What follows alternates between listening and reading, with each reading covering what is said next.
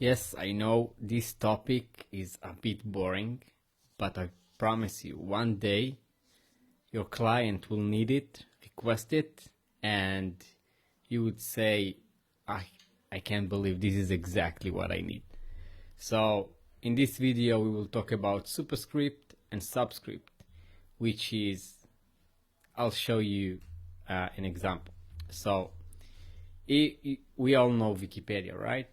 So if we'll take a look at this text formatting, we have two types of formatting. So here you can see that this number is underneath the content line, the text line. So this is called subscript. And sometimes there is text that is above. Usually is in Wikipedia is for source. You can see right here an example, and you can see right here. So this text is above the text line, and this is called superscript. So we'll see how to create these two types of text formatting. For you, it's super easy to use because I already packed it in a single function, but for me it wasn't that easy. And here is a small example. Sometimes we want this the ST to be at the top and a bit smaller, and also we will see exactly the way to create like exactly the same content from Wikipedia, and to see how to apply it in the editor. So this is the editor, and I'll quickly go to this text element. Okay, so I want to change that. I will have the number 1 and then ST small at top. All right, so again, this is called superscript. So I have this function that I've created using Cloud. Helped me a lot, especially with this regex. So it looks like this. We have a function called apply formatting, and it should accept. You should pass to it the text element ID and the so this is an example of text element ID. I call this function. I pass text element ID and then the marks. Okay, we have two marks. You can use only 1 or 2. It depends if you need to use both or not. So we have the marker, which is the sign, the character that is help us to find the element that we want to convert to sup or sub. Okay, so in this example I used the plus icon, and it should indicate that this specific word or couple of words should be in the sub. So this is a good example to use for this text element. So what I'm going to do, I'm going to go just before the text that I want to convert. I will add plus. You can do any combination of characters that you like. It will work. So I need to wrap it from the beginning at the end with the same character. All right. So I don't need the second one for now. I just need to use this text element ID, so text 7. I'll copy it and I will paste it right here. All right. So now apply formatting will be applied for text 7, and I want to convert values inside this text to sup by this identifier. All right, so let's go to preview.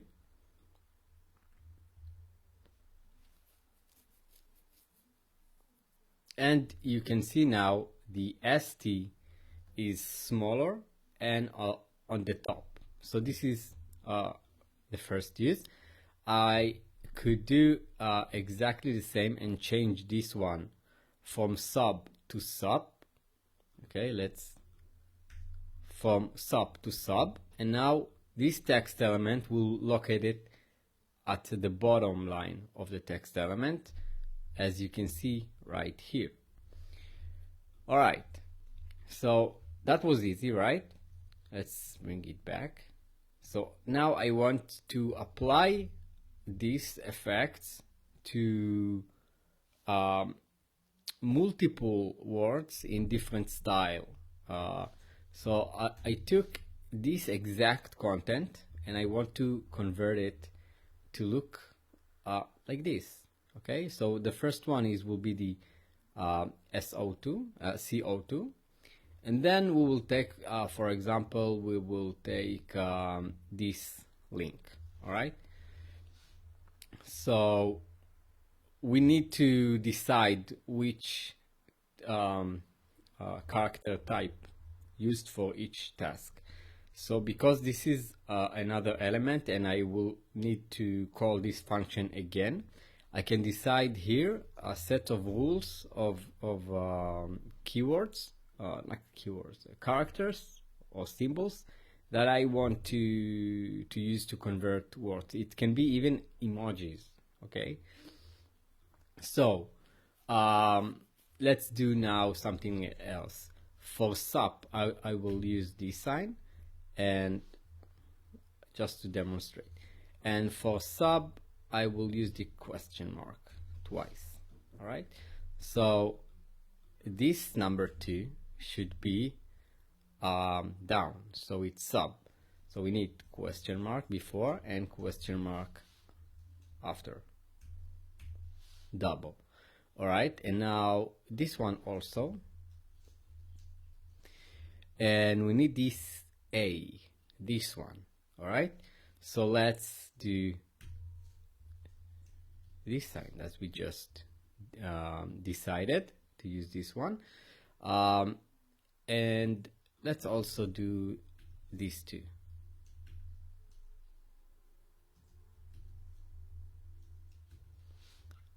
All right. So now this paragraph have this ID, long paragraph. So let's put it right here. Oh, wait. I've changed the ID. This ID text 7 should be right here. I don't need this extra object. So it can be even shorter like this. All right. So this is the first element, and now this is for the second text element. So let's try.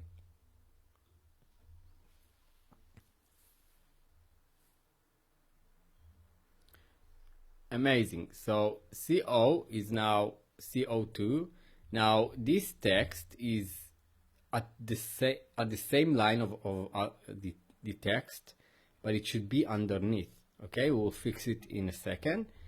But these links, look, it works perfectly, and they are even with hyperlink. Okay, so it's working amazingly. If I clicked on this one, it will take me to the source. So this is exactly what we wanted to do.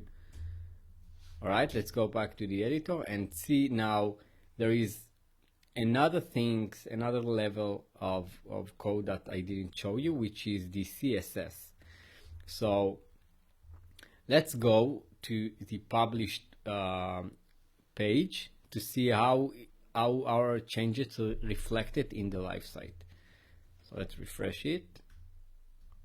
I think I need to refresh it again. Let's see. Yeah. Okay, so the first is working, and this one we need to change. So let's inspect it to see what's going on. So inspect, and you can clearly see that there is a sub here. Okay, let's make it even bigger. So this is a sub element, a text element, HTML element tag, and is getting like a special design. So we can see that the vertical align is baseline, and for sub we have the sub style. So we can delete it, and then you can see right here you have the sub. And now the number is below the line of text, which is great. Now we do have also font size. You can play around with it to decide if you want it to be bigger or smaller.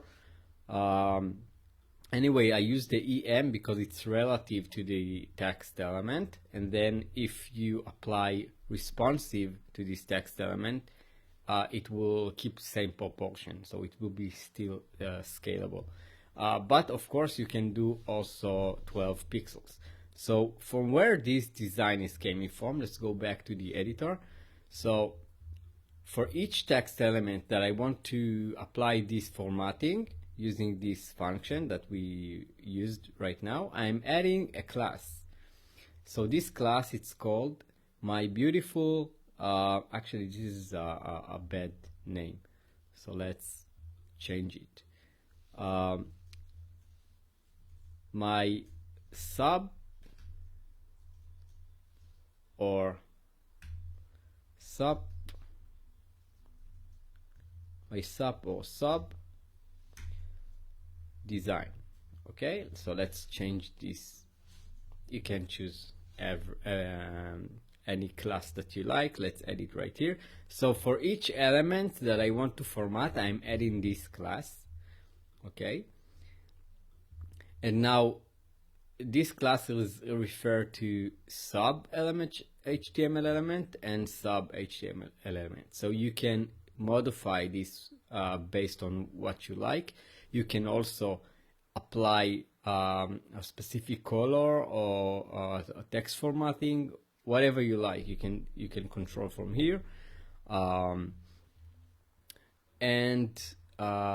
yeah. So don't forget that if you want to create a special design. Also, if you decide that all the links that you want to apply to, so you want the text to be blue, for example, so let's take this 10 and I can change the text to blue. It will keep this text design, text color that you add. And of course, if you like to have a link, so simply add link to this text element. So now if we'll go to see it in preview, you can see that now it should, oh, we forgot to change it to, we need to go right here to this to the sub and change from baseline to sub. So now it should work. If it will go to preview, sorry. Yeah, so you can see the 2 is in the right place, and all these are clickable, so I can